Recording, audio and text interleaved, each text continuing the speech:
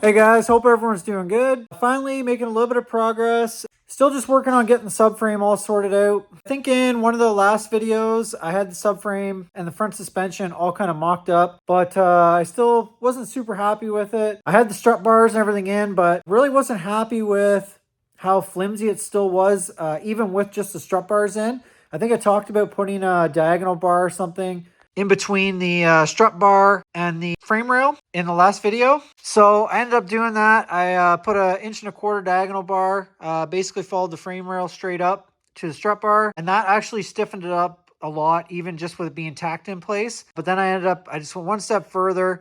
This is just some 1-inch tube, made an X with the 2 bars. The thing feels super solid now. Even with all the weight of the engine and everything, the thing's super solid now. You can lift up on it all you want and it's not moving. The whole chassis, the whole car is moving. So really happy with what that X did to stiffen everything up.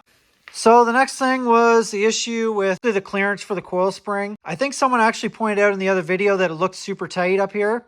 And it was basically, if you had the spring clocked in a certain way, it would bind up on the outside of the original spring pocket. So I cut that right off and I made this, it's 1.25 inch hoop basically to tie the frame rails all back together. Wraps around there. I did originally kind of plan on trying to tie it all in here, but it just didn't work out. Starting to get a little bit close to the coil again. And that's just where it all works nicely together. So the other issue I had was the crossbar for the original suspension limiter in the upper control arm. When the control arm swung around, basically it was hitting right there. So I ended up chopping that out. Didn't want to just leave it out. So I see a lot of aftermarket upper control arms that basically just have a plate basically to tie it all together. So I ended up making these plates, welding it all back in, tied it to the ball joint pocket. Yeah, clears everything nicely.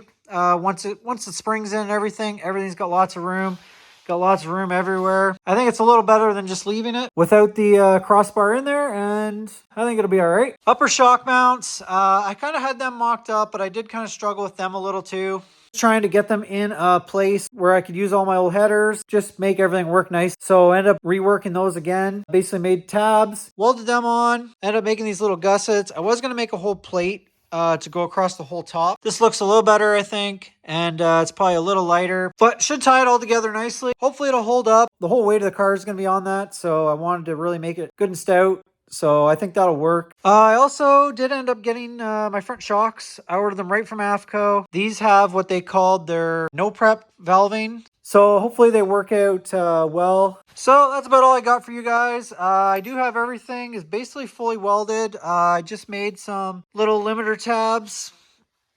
I just got to weld them on. I just finished those up.